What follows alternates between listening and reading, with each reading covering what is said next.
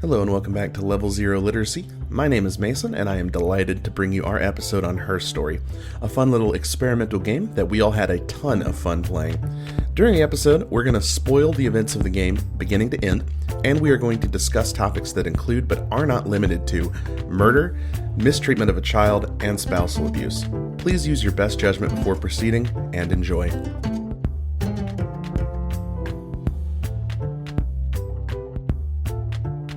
Hello everyone, and welcome back to Level Zero Literacy. My name is Sam, and today I am joined by our Caught on Film co-hosts, Mason. The wind and the rain. And Buck. This game is like taking computer apps in high school. This was released on iOS and Android. You can play it on your phone. On this episode, we are talking about 2015 FMV game, Her Story.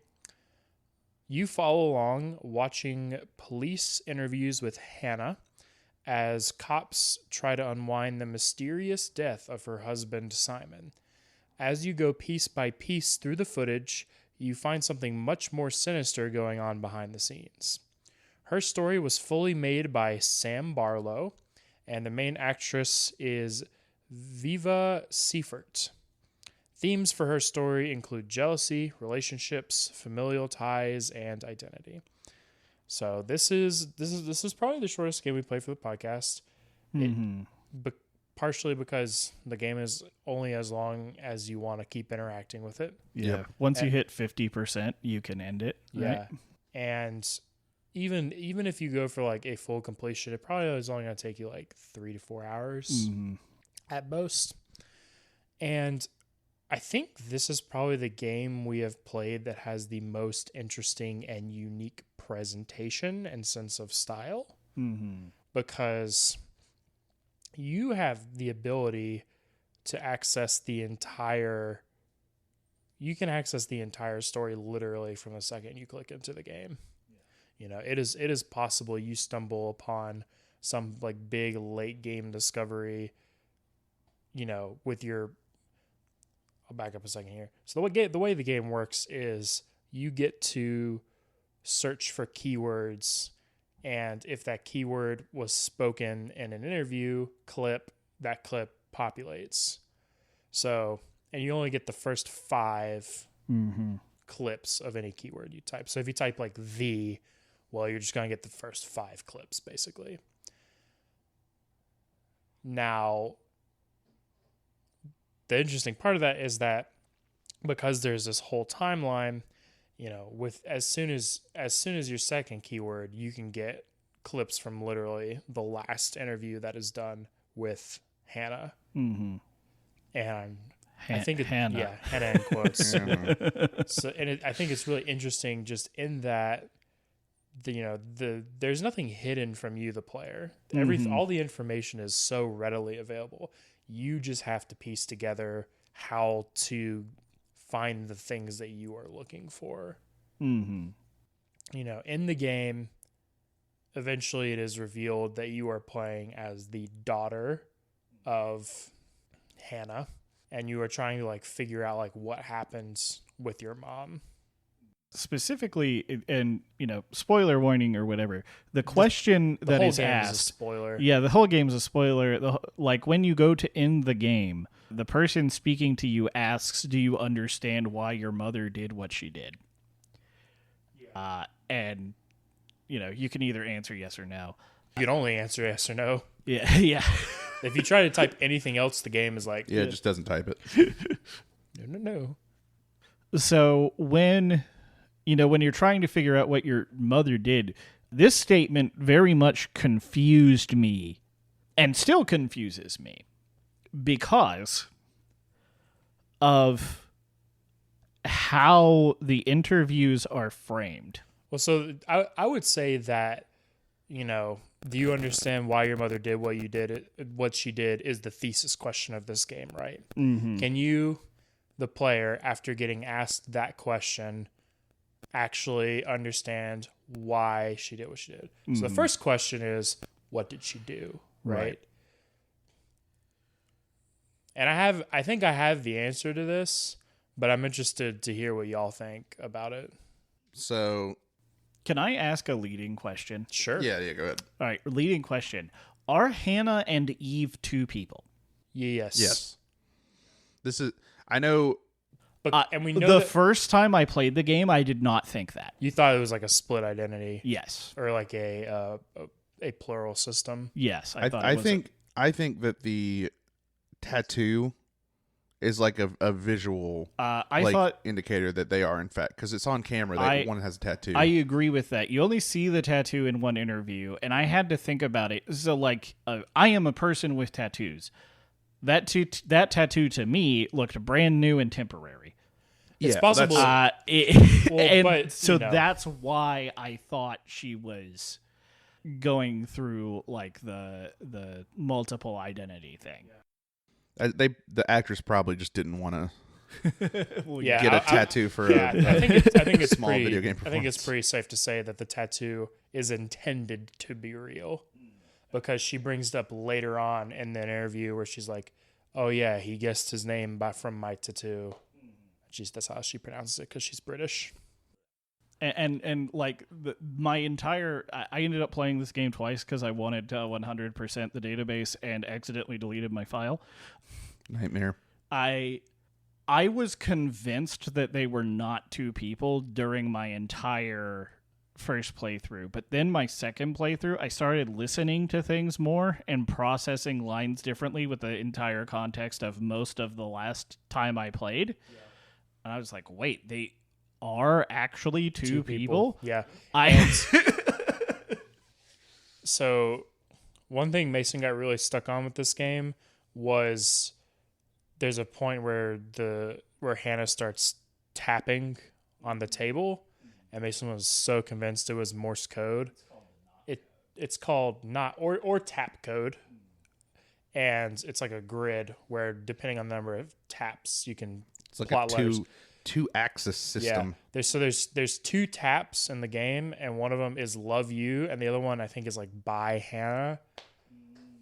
So that's like how the sisters, and like, so when you think about it that way, that's like how the sisters communicated to each other, probably like through the attic or whatever. That's like a secret like code they made for each other, which is like a very like, that's a thing siblings do. So it plays. There's actually a linguistic phenomenon where twins will create languages that only they can understand. Yeah. I imagine the tap code thing was like some sort of like actually understandable and nod. the game directly references that when they would write in the diary to each other. She said that her mom didn't understand everything she wrote because they had their own words Their for own things. code. Yeah. So back to the thesis question: what did her mom do? So the framing of I believe you mentioned that all this kind of goes down in videotaped police interviews. Yes.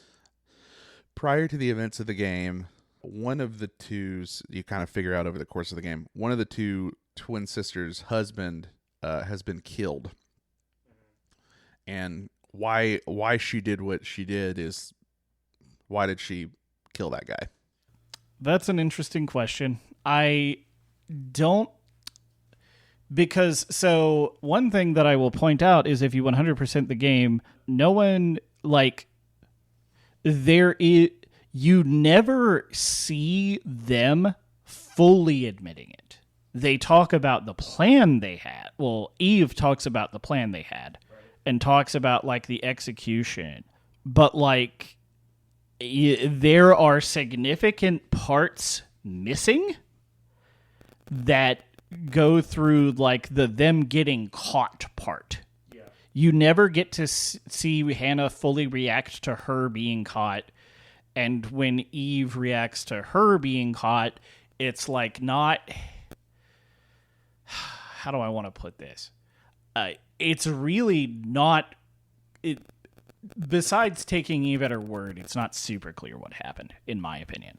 I do think one of the sisters, I killed Simon. Yeah. But I am not sure who.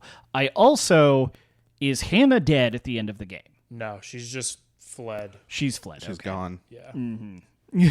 So what do you think Hannah and or Eve did to Sarah?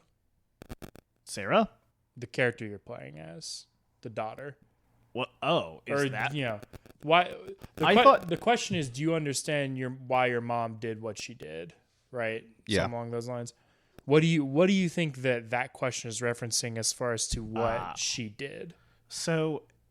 Mason's thesis is that it's the murder. Yeah.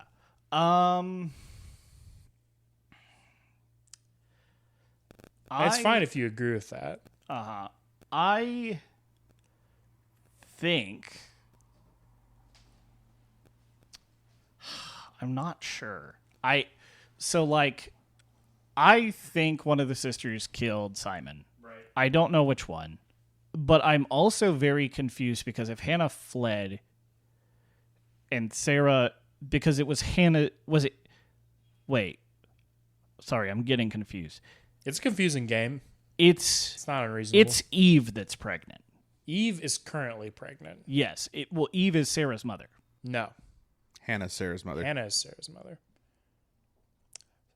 So since you don't have a thesis on this, let me tell you what my thesis is, and I think this is important contextually for the game. So the question is, do you understand why your mother did what she did? Hannah, throughout the course of the videotapes, insists that she had a miscarriage at 8 months. Hannah did not have a miscarriage at 8 months. She had a preterm baby, a preemie, and gave the baby up because she did not want the baby living in a situation where she had quote-unquote two moms because the mom switched it out all the time. That's why so what her mother did to her is that she gave Sarah up for adoption because she didn't want to put her daughter in the same situation that she had tangled all these other people up in her life. That is a much better, not much better. That puts a lot of things in context for me. Yeah, that's why I think this is an important thing to answer first because it contextualizes the rest of what's going on in this game. Is there any hint as to that actually happening? No, you have to piece it. You kind of have to piece it together as a player because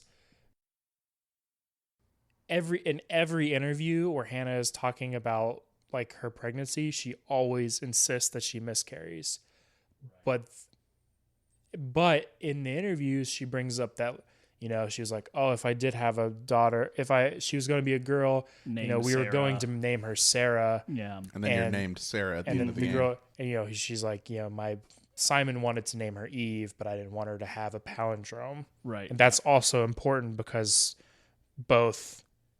she wanted to name her Ava. And she didn't want her to have a symmetrical name, which is important because Hannah and Eve are both symmetrical names, living a double life. She doesn't want her to be a part of the double life. She wants her to have her own life. So she gave birth early, named her daughter Sarah, and put her up for adoption. Mason, did you already know this? Yeah, I mean, I suspected this.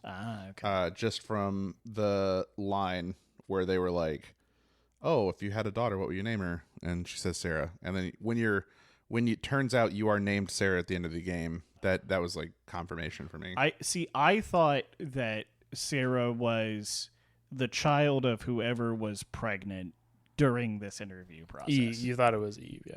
And not impossible, but I think just given the context clues of the game and how this is all about how the game is very much about how these two women's ploy has really fucked up the lives of the people that are around them. Yeah.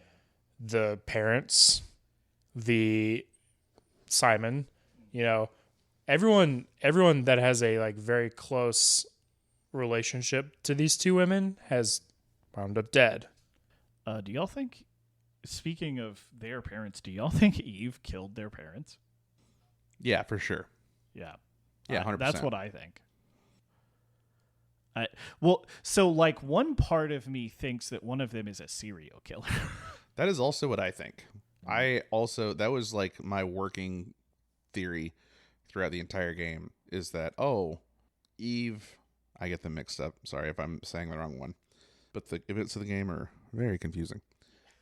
intentionally so, and you could because you see things non-sequentially, Yeah. so you have to sort of like work backwards sometimes. My sort of grand unifying theory for her story is that the game is about jealousy and the lengths that someone will go to try and achieve the life that they think they're owed.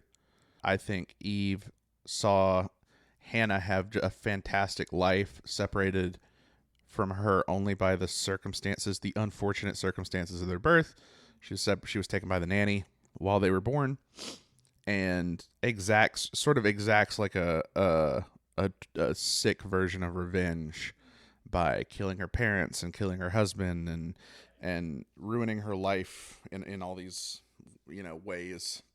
I think a lot about when I played the game. I was thinking a lot about class because Hannah's parents are, well, I guess both of their parents, they're so rich that in their attic of their giant house they had a dollhouse that was big enough for a little girl to live in. And then at the nanny's place, it was just like, it was like a single woman, a midwife, living alone in like the 70s or 80s or something, presumably. So she probably lived economically in much more meager circumstances. So like that was the framework by which I sort of viewed everything that she said. Oh my gosh, I just had a thought while you were talking Yeah, about yeah. this. What if the parents found out and that's why they were killed? I think it is so you can kind of work this one of two ways. I don't necessarily think that one of them is a serial killer. I think we kind of have like a mastermind and an actuator, like an executor type so dynamic. They both are. Well, so because Hannah is the one that actually kills Simon, right? Yes, yeah. But Hannah kills Simon as a result of Eve, Right. setting up a situation where Hannah does that. Right. Because Simon falls in love with Eve, and Eve should have known better because, Eve and Simon ran into each other at a bar she was singing at, essentially, and Eve knew it was Simon. Has literally like slept with Simon, right?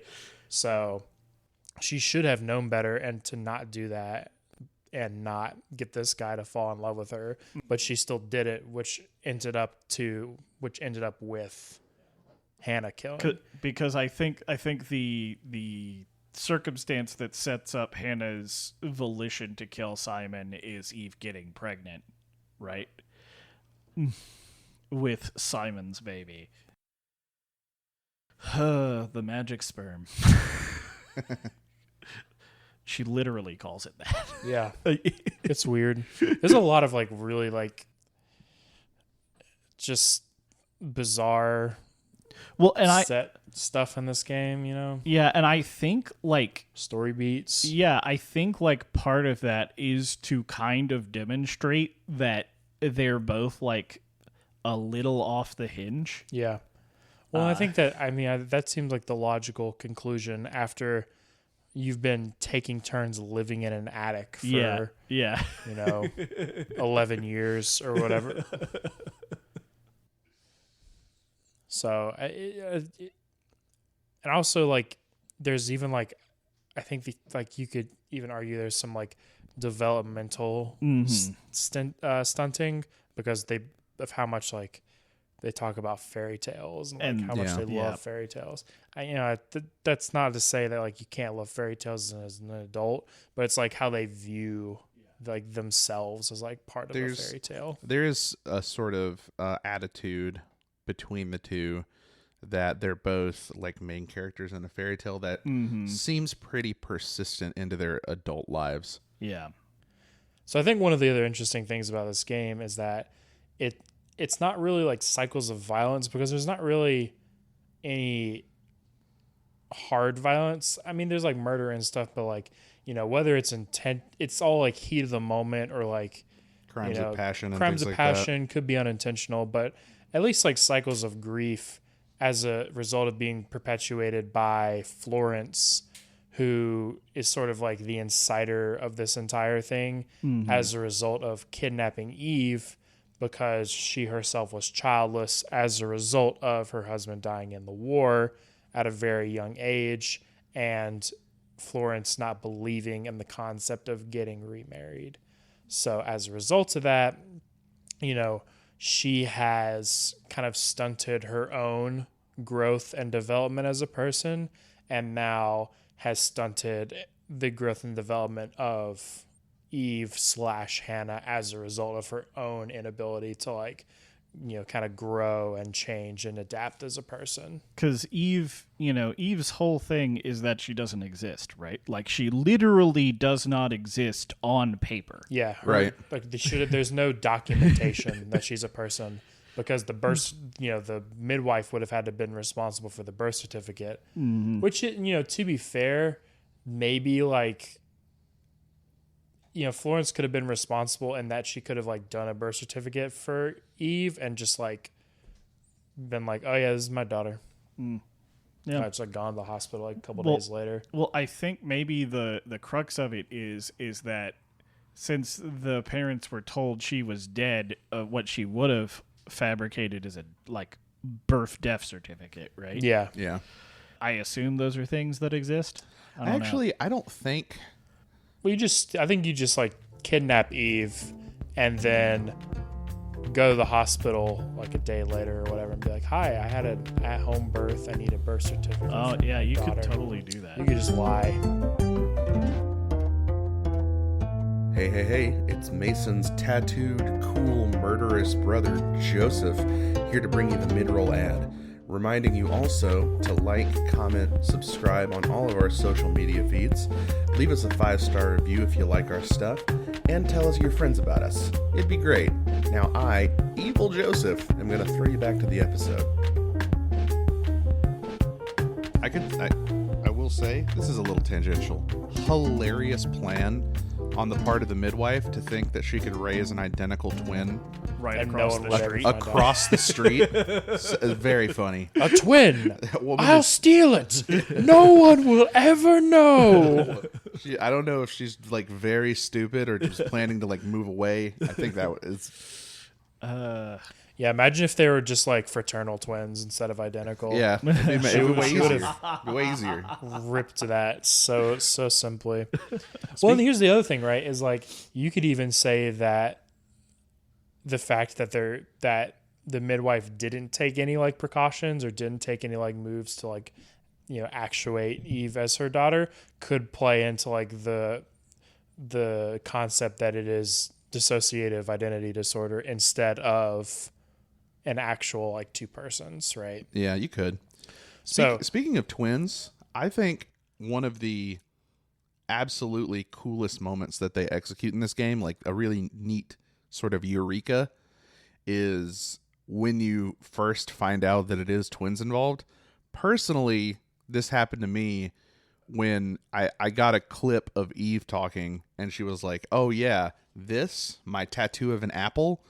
Yeah, this guy I was talking to said he knew my name because of this tattoo of an apple, and it's also a palindrome. And I was like, oh yeah, Eve, like the apple Eve. I get it. And then I found a completely different clip of the woman being like, yeah, my name's Hannah. I was like, hold on. now I don't think there's necessarily reason to like throw out the Buck's concept of it being, a case of like her.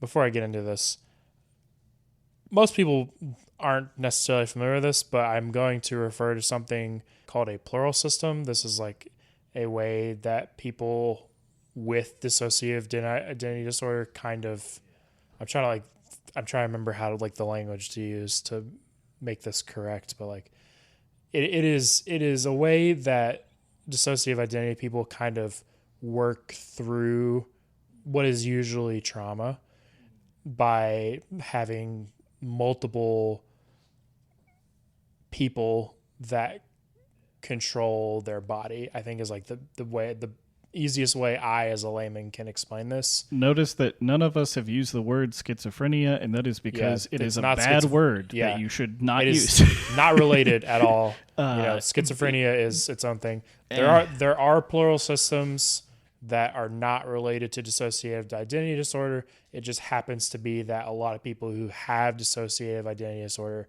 tend to be plural systems as a result of them processing their psychological trauma.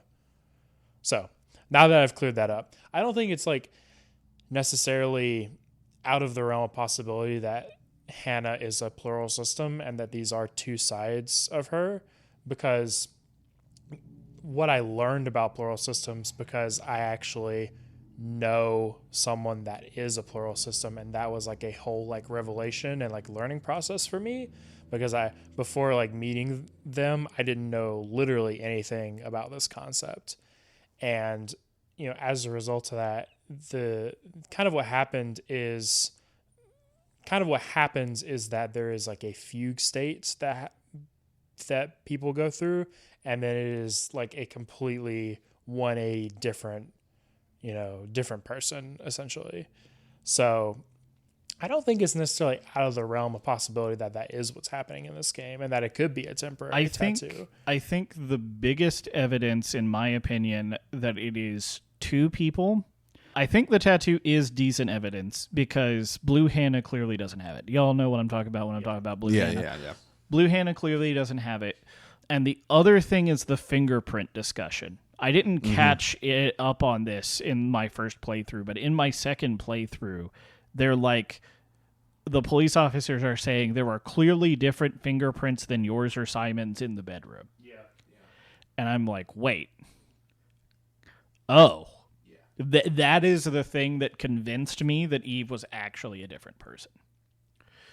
Or that's where I'm at now, is that I do think Eve is a different person. Like, their skin tones are different, and their hair is like slightly different. Like, you can tell-ish, but the fingerprint discussion is the thing that really got me over to the side of it. Yeah, that's definitely like the main point, like against, for sure. I have a question. Okay. Because I'm trying to remember. And this is a are they one person or two people question, kind of. Don't they both throw up? No. I only got Eve throwing up. Yeah. Okay. Eve is the only one of them that has morning sickness. Okay. They both spill things on themselves. But, They do. But very clumsy. It's only Eve that throws up. Okay. Yeah. Yeah, so I mean, you could even, but I mean, there is such thing, even if it was both of them, there is such thing as sympathy symptoms, right? It's not like out of the realm of possibility that Hannah spending so much time with her sister would get some morning sickness or whatever. So even if that were the case, I think there is like a reasonable justification of why that might be happening. I've been sitting here and I'm always thinking maybe Sarah is Eve's daughter. You think she got pregnant like after the events? Yeah, because the pregnancies were so... Well, no, because I guess the question would be, how old is Sarah? Because when I was looking at the clock on the computer, it looks like it says 2024. Yeah, like current year. Yeah. But this game came out in 2015. I think it just pulls from your system clock. It doesn't pull from my system clock. Well, it was saying it was like June something. Oh. I think it might be just like a year after. Hold on. I would have to look again. I could be wrong on, like, I could be reading the date wrong because I don't read Britain dates. Yeah, true. Well, God. It's day, month, year instead of month, year, which is Stupid. silly. I think I was reading system. the date wrong, actually. Well, I think it is set. Well, I think it is set in 2024, but I think, or 2020, yeah. But I think it just does pull, like, it pulls the year from your game clock and then just like randomly assign. Now, so here's the thing, right? Hannah's miscarriage happens when she is 17 Yes. or 18, And depending, they're 27 in the game. in the game. So that's a 10-year difference. So if Hannah is like an adult, like a fully grown adult, then it would have been Hannah's kid. But if she is like a teenager, then she would be Eve's kid, right? So I don't know. That I guess it's interesting that there's actually some ambiguity in that. And like the closest you get to actually like seeing Sarah's identity is the reflection of her face on the computer screen, which is not even like clear enough for you to glean anything off of. So Can we? I think it makes more sense to me that Sarah would be Hannah's daughter, because that perpetuates the cycles of grief causing like grief getting passed down generationally as a result of Florence's mistake. And I wonder if they never tried to have a child. I really think that I kind of like the idea of Sarah being Hannah's daughter, because she could say she had this miscarriage. Like she could say, oh, she went to the hospital, she had this miscarriage, they said she's completely infertile now, so that she never tries to have a kid again. Yeah. As a legitimization of her never trying to have a kid again, because I think they stopped having sex. And that's why the sex life is bad, and that's why he's cheating on her. That makes sense. That does make a lot of sense. Yeah. Because whenever the police bring up the sex life, she's like super like in arms and defensive about it. And I never really thought about that in that context before. That's really interesting. And because she's not actually infertile, the only way to not have a baby Is not to have sex without protection, as I assume most people would when they're married. teenagers practice safe sex. Wear a condom. Teenagers don't practice safe sex. Don't have sex. Get teen pregnant. I mean, Abstinence there's is key. nothing wrong with being teen pregnant. I just don't think it's great. I think it's hard. You could be on TV. You could be on TV if you Make get your teen pregnant. Get it twisted. Make your life circumstances worse. We did a whole TV show. Anyways, fucking Christ. Can we talk about one moments? Yeah. You want to go first Yes. since you brought it up? My one moment is a really, really striking one of these interviews. It's like one of the longest in the game. I don't know what word I searched to find it, but you see, I believe it's Hannah sitting at the interview table with a guitar. Oh, yeah. Like, what the? That one is. What would let you bring this to an interview? Like a police interview? I think usually the keyword you find is like guitar. It was so funny. I searched it up and I'm like, who let you walk into a police station and do an interview with a guitar? Very funny. Why would you do this? So the guitar is a thing in their house, Yeah. and it gets brought in. Yeah. I think. And then she just is fiddling with it during her interview. Strange. So she proceeds to sing this whole long song. Is it a song that exists outside of the context of this game? Or did they write it for the She game? says it's a folk song. She says She says it's like song. a classic ballad, right? I don't think that's true. She sings like a song that kind of foreshadows all That the events of is the game. all the events of the game. Of yes. two jealous sisters, or one jealous sister of another, who tries to drown her, which is a thing that they talk about wanting to do. yeah. Okay, update. Yes, this is it originated in Scotland in the 17th century as the Twa sisters. What? That someone in the 1600s. And it was popularized by Jerry Garcia and David Grisman Of in the- 19 of Jerry Garcia of Ben and in- Jerry's fame. worth noting, but worth noting, it is from that song. Their performance of it is from 1988. Interesting. Jerry Garcia is in what's that rock band the Deadheads follow? Grateful Dead. Yeah, he's a Grateful Dead guy, right? I think so. And do not forget Cherry Garcia. I will not forget Cherry Garcia, the delicious Ben and Jerry's flavor. No. So she sings this like really crazy long song where she like, it's like, I don't know. I feel like it was somewhat of a confession that she chose to sing that song in front of the police. And then later you find out like, oh yeah, I did actually try and drown my sister once. Oh, and I want her life. In the song, whoever the singer is, like, it's Eve. It's Eve. It's Eve because Eve talks about being a musician. Yeah. And no. Hannah I don't. Sorry, I don't mean whichever right, sister right. sang it. Yeah. I mean, in the context of the song, for the perspective of the song, like the person in the song like dismembers their sister's body and makes an instrument out of it and uses the instrument to play the song. It's like, if you like, it's one of those suspension of disbelief moments where you have to be like, I'm gonna sort of let go of why she's playing a guitar in a police interview and singing a song about all the illegal things she did. But it's like, it really illustrates sort of it was like the first thing that really lit a light bulb in my head as to what the game is about. And it was just like a very meaningful moment to me. So that was my moment too. So I'm gonna pick a funny moment, and this is the first time. Liberal. The first time that you find, like, the first time you figure out "fuck" is a word you can look for, and then when you do it, it's all just her like completely fucking. It's so like funny. with the coffee and stuff. Yeah. It's so good. Old clumsy ass can't pick up a cup of coffee. I relate to her. I relate to her in that way.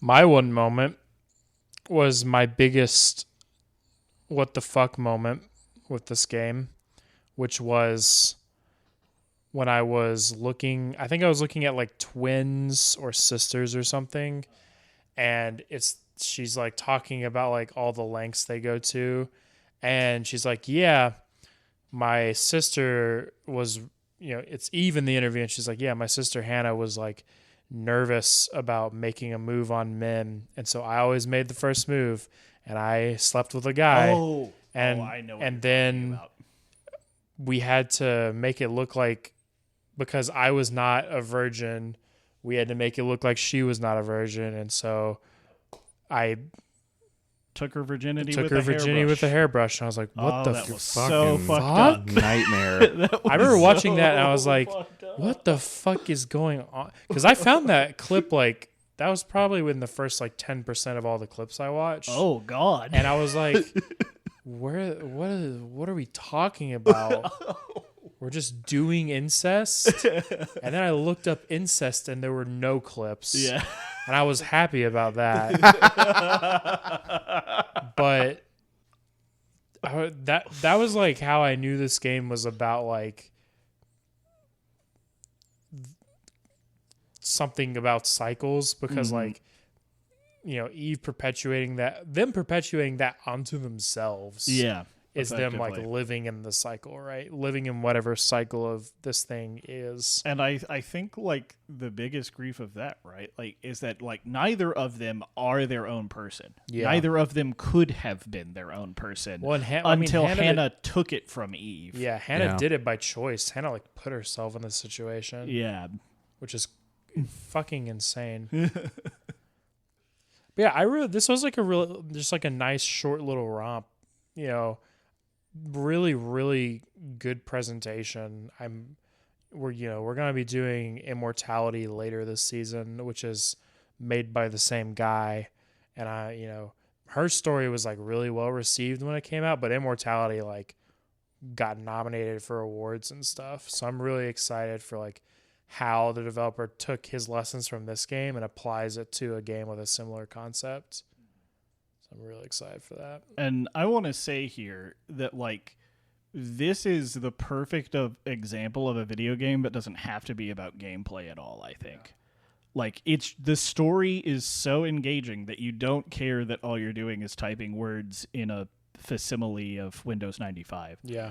Right. Yeah, if the writing in this game was not good, no one would even remember that it existed. Yeah. It really hooks you.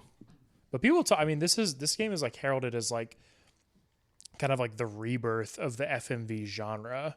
It kind of like brought back this as like a real way to approach the art form. And unlike the other game we've played on this podcast that was the rebirth of a genre, this one was enjoyable. So we'll go ahead and wrap up her story there. Good game. Check it out. Very short. Usually is like on any Steam sale, it'll be like $2. Yeah. So worth it. Give it a shot. You know, we talked a lot of spoilers, but like the joy of the game is like unraveling the whole mystery for yourself. So give it a shot. Next time on the show, we will be talking about Alan Wake. Excited. So excited. The first one. So you can check that game out on PC. Really, any platform. There was a remaster recently. It's on PS Plus. Is it on Xbox? Game Pass? No. I don't know. Who knows? Probably. No, Yeah, Nintendo. it is because Microsoft owns Remedy. Yeah, it's a Microsoft game studio. Microsoft owns Remedy. No Nintendo, though. Ain't no games on that console. No games. Ain't no games. No games on the Switch. Bye, everyone.